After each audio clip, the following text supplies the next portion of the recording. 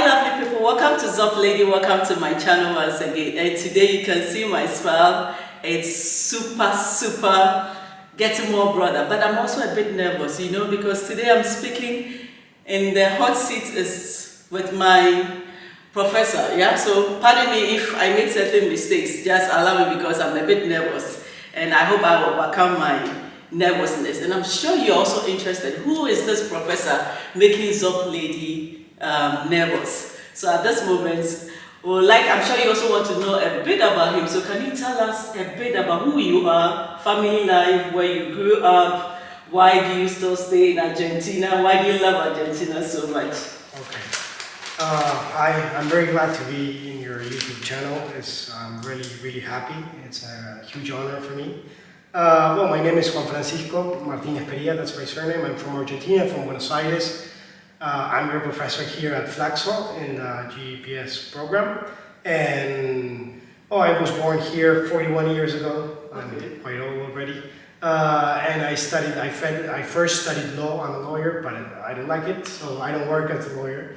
So afterwards I did a master's in political science and sociology, and then I did a master's in history and a PhD in history. I did this in Barcelona in Spain. I lived there for a while, but then even when I was studying, I was studying here. So I'm specialized in Haitian history, Latin American history, Pan-Africanism, also anti-imperialism, decolonial thought, and I'm a professor here in different universities in Argentina, and I'm really happy of teaching. I love it. I really love these topics, and for me it's also a kind of activism. I'm also an activist. I try to spread the word and try to change some ideas through my books and also through some radio programs that I have the chance of participating in. He's also into radio programs, and then you see the portfolio is really a huge one. But I just want to dive a little bit about your family life. My family life? Yeah. A wife, children, because it's all about education, because the portfolio is so huge. So at what point in time did you break for family? Well, I have my father and my mother. My father died 2 years ago, but he was very important in my life. He was the one that promoted these ideas and this perspective, and he corrected a lot of my books, and so he was very important in my life. I have also a mother that she's retired, but she worked a lot as a teacher, as an English teacher, and she was very important for me because she had this way of teaching that was like very charismatic, very funny, and I learned a lot. Very charismatic. Yes. I think that's where you took your charismatic because and she was also you. Yes, she really influenced me, and she was very passionate also, and she's a great character. And then my sister, I have an older sister, and she was always perfect. She's like a scholar, and she's fantastic. And she also had a very strong influence on me. And I was a small dog. Yes. Small Chihuahua. Yes. And he's called Simón Bolívar, Simón in honor of Simón Bolívar. Oh, wow. Yeah. That's interesting to know. Okay, so you did mention that you used to be a lawyer. Why did you switch from being a lawyer to now a professor and also a radio personality? Yeah, why that big switch? Radio personality would be a lot, but another time. We reserve that for another time. I do radio, but not a radio personality. But I studied law because I thought that being a lawyer would be something good in terms of activism, in terms of social justice. I thought that I could be working for the unions and for the people. My father was a lawyer. He worked with unions. So also I had this idea that studying law here had a lot to do with humanities and social science. So I started studying law in 2001. 2001 was a very critical moment in Argentina. There was a huge crisis of neoliberalism. And at first the experience was more or less good, but afterwards the law school here is very conservative, and it wasn't really meant for me. And I started studying a lot by myself: social science, humanity, history, philosophy. So when I started even teaching as a teaching assistant during my law career, but eventually when I finished, I studied another thing. Very quickly, I worked as a lawyer just for a while, and I worked with unions anyway. And it was more or less experience, but it's not for me. Okay, so now you see he has a heap of books. Yes. Yeah, so can you tell us a bit, before I dive into other interesting topics, I want us to talk a bit about these books. Yes. Yeah. So this is my first book. It was published. You wrote that yourself? Yeah, of course. Wow. This is my first book. It was published in 2012. This is like a synthesis of my master's thesis. And this is a book about the Haitian Revolution. You know, the Haitian Revolution, we're going to talk afterwards maybe, but in Argentina and Latin America is a very forgotten process. And this is one of the very few books that we have in Argentina. And this is a new edition, so I'm very happy. Edition, wow, yeah. I can't wait. I hope you have them in English as well. Not yet. Not yet, so I think we will We're looking for a publisher. Yes, exactly. This book was published first in Argentina in 2012. Yeah. Then it was published in Spain. Yeah. You know, an African publisher, people from Africa, that are immigrants in Spain, publish it. It's called One Africa Editions. And then it was published in Mexico, and now we have it here. Yeah. Okay. So we're going to go through just briefly, but then I'll be having different session with him so that we dive into these books further. What was the inspiration? He will tell us and maybe give us some brief summary. Not everything, because if he tells us everything, you wouldn't buy the book, because we definitely want you to buy, and maybe at the tail end, definitely he will tell us where to get those books to buy. But it's in Spanish. So for now, it's in Spanish. So the second book, this was published in 2017 here in Argentina, and also the good news is going to be republished now. It was published in Mexico, and now it's going to be published here again and in Spain.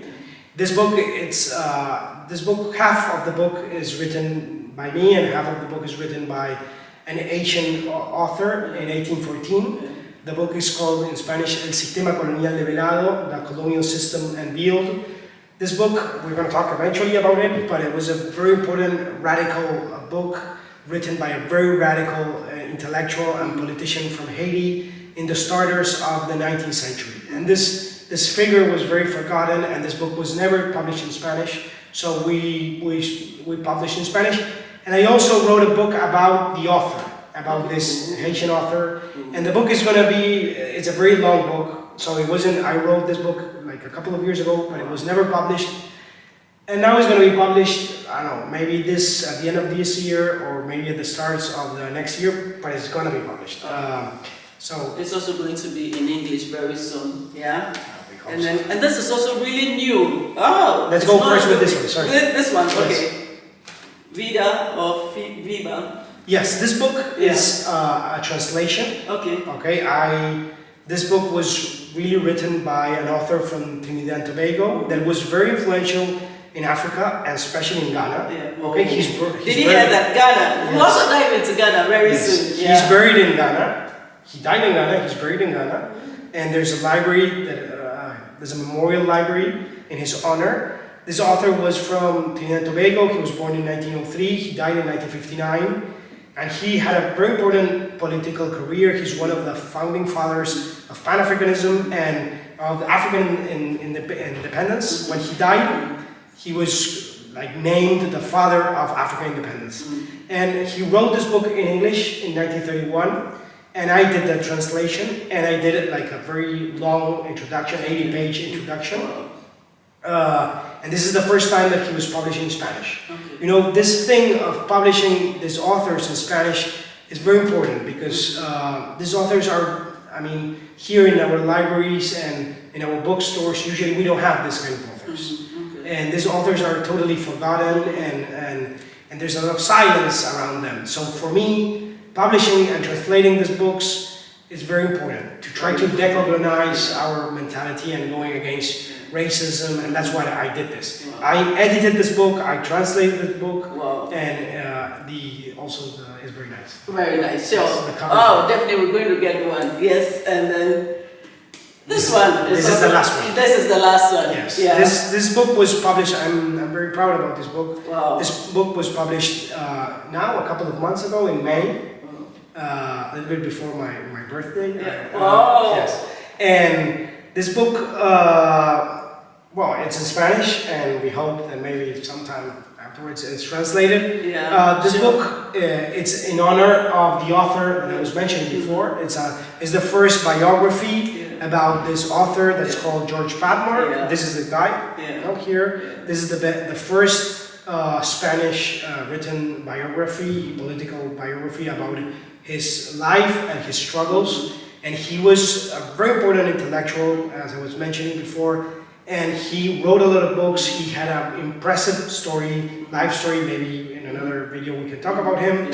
But he's very forgotten. So, and especially in Spanish America. So this is the first time. This is the first time that he was published in Spanish, and the first time that someone published a book about him in Spanish. Anyway, there are very few biographies about him in English, and well, that's what I try to do. You know, to try to recuperate this forgotten and erased histories. Yeah. So in our first lecture, he kept talking about the forgotten heroes, and he wants to should we say reincarnate them in another form, in the book form, yeah? And I want to find out, why do you have such passion to write about forgotten heroes and also having the African lens? Well, I think that's my personality. I'm very passionate, but I think, you know, usually in academia we try to separate passion from reason and try to separate academia from activism, but I think that's, first of all, it's impossible. And second of all, we can't do this from the Global South. Okay, we as scholars from the Global South, we have huge problems. Okay, we are living in societies that are terribly unequal. Okay, with a huge amount of poverty. Argentina has become a very unequal country. We have more than half of our population under poverty, and we have a lot of big issues, big problems that we, as people from the academia, we have to really engage. And I think the way of doing this is through books, through talks, and through radio and other ways, and through this video, for instance. And I mean, you have to do it with a lot of passion, you know, because our life depends on this in a way. You know? Also, this passion comes from my father, my family, but and this thing of recuperating figures for me is very important because, you know, usually this kind of stuff we don't learn them in our universities. We don't learn them in our schools, and we always learn things about Europe and about the US. And that's what we see in the movies, in the TV shows. And we have this huge amnesia. We have a huge amnesia about our history. So if we want to go forward and we want to break, or want to try to break our independence, our new colonial relationships, the first thing that we have to do is to go back in history. Because we have a lot of heroes, we have a lot of struggles, and the struggle is not starting right now with ourselves. So the first thing that we have to do is try to go back. And try to go back to learn from the past, and also to realize that there were better moments in the past. I mean, if people could defeat colonialism in the past, we can do it in the present. And if people started talking about these issues in the past, we can do it in the present. And we have to try to recreate a tradition. I'm trying to recreate a Global South anti-colonial tradition. And the second thing that you were asking me was, why Africa? And this is important because here in Latin America, we usually don't talk a lot about Latin America. I mean, first of all, in Argentina, we don't know a lot about Latin America. I mean, you can study sociology, philosophy, political science, social science in general, and even history without knowing a lot about Latin America. Of course, you're going to know a lot about Argentina, you're going to know a lot about the US and a lot about Europe, but not too much about Latin America. And of course, you're not going to know anything about Africa. Of course, here we have people that are specialized, that are into African history, but there are very few. Okay? Yeah. So the first thing that I want to engage is with Latin American history and Latin American thought. But then, when I started doing that, I recognized this huge connection with Africa that is very obvious because we have a very huge connection through slave trade and through racism and colonialism, and also the huge amount of similarities in our history, you know? And of course the similarities go between Africa and Latin America, but also with Asia. But especially with Africa because we have a lot of connections. And Haiti, that I have been too much engaged with Haitian history, is a huge place. The Caribbean in general, but not only the Caribbean, but the Caribbean in general and Haiti in particular, it's a huge bridge between between Africa and Latin America. So I started here, and this immediately took me to Africa. And you know, although I'm not as hugely specialized in African history, I'm specialized in some topics. It's really impressive, you know, these connections, these similarities, and the few things we know about it. And so through Pan-Africanism, through this anti-colonial struggles, I have been very interested in also in connecting Africa with Latin America. Yeah, so as a professor, we also have a lot of universities in Ghana. Have you thought of doing like an exchange program? I would love to. Where we have Latin American students coming to Ghana or Africa as a whole, and then they also come in because we have similarities. Because I come here and I see a lot of things which we have so much in common. Yes. And I thought that we haven't done much. So maybe in your own perspective, how do you want to bridge the gap between the two of us? Yeah, I have been doing what I can through classes, through works, through this kind of books and this kind of research. Of course, you know, colonialism. One of the ways that colonialism works and this neo-colonial things work is that, as I already mentioned, we know very little about our own regions. Yeah. Okay, so I'm pretty sure in Ghana you know a lot about Ghana, but you know more about the US and about England that you know maybe about Senegal or whatever, Madagascar. I mean, other countries in Africa. This is very common. The news come from the north. So this is the first thing that I'm trying to break. But then you have a problem. Like traveling to Ghana is very expensive for you. So it's much more easy to me to go to the US or maybe to go to Europe to go into Ghana. So we have a problem there. How can we break this these impossibilities? No, you know, Africa is much more near. South Africa is much more near than Europe. And if you want to go, usually if you want to go to South Africa, you have to first go to Europe and then go down. And that's colonialism working because we can't connect. We don't know anything. We don't study. We don't know. And afterwards, of course, all the things is not only how we think, but then politics. Okay, if we don't know each other, we can't get together. Okay, so we have a very nice expression here in Latin America is that you are unable to love something that you don't know about it. Okay, so we are unable to love Africa if we don't know about Africa. And you know, as I was mentioning, Africa, the African roots in Latin America are very strong, very strong.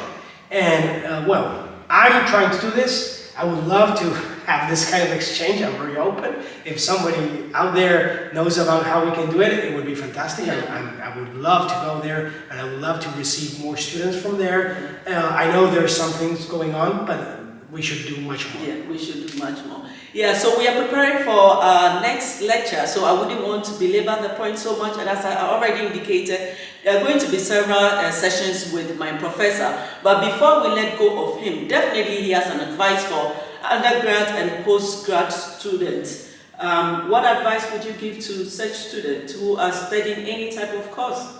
First of all, I think you have to have passion. You know, we have to erase this idea of academia without passion. And you know, I hate this thing that academia has become, you know, in a big way, a bureaucratic jail. Okay, where everybody's doing stuff that you don't know very well why you're doing it. I mean, people studying things that they don't like, or producing papers that nobody cares about. This is a big issue. Nobody talks about this. People are not publishing books, usually publishing small papers or whatever. So the first thing, be very passionate about what you're doing and commit to that. I think this is very important. And the second thing is to try, especially if you're talking about Global South students, but even in the North, they can help, of course, to try to decolonize the mentality. To try to, if you're reading European authors, that's what we usually do, try to read them in connection with your reality. Are you reading Marx, for instance? How Marx really can be engaged with African history? Can really talk about Africa? Yes or no? Maybe yes, maybe no. But you have to think about that. Don't forget, you're not in Berlin, okay? You're not in London. You're not in New York. You're maybe in Accra, or you're in Dakar, or you're in Pretoria, or you're here in Buenos Aires, or in La Paz, or on Puerto Príncipe.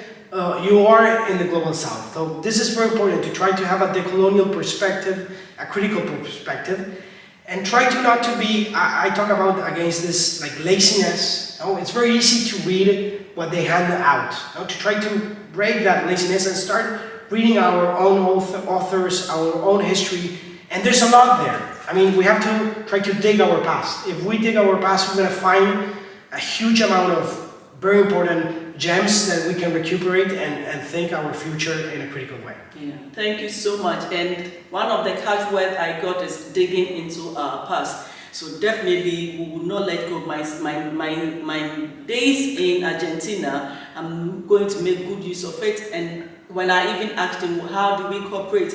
This is one of the beginning, we're cooperating. This is how, so South-South cooperation, we're starting it from here.